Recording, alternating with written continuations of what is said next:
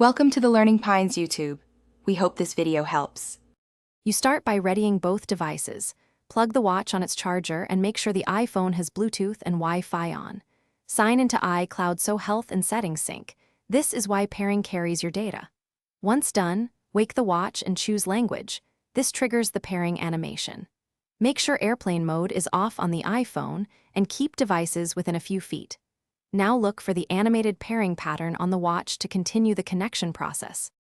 Open the watch app and tap Start Pairing. This creates a secure link. Point your iPhone camera at the watch animation until the app confirms. That visual match completes the cryptographic handshake.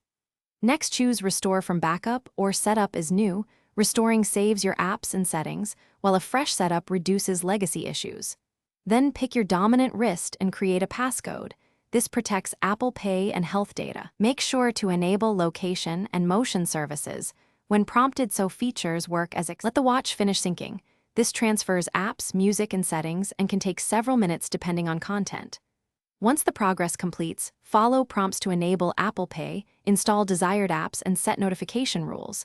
These steps explain why you see certain alerts on your wrist. Finally, verify sensors by opening workout or heart rate. If connection fails, restart both devices, toggle Bluetooth and Wi-Fi, and try pairing again. That resolves. Thanks for watching. Consider subscribing if we helped you.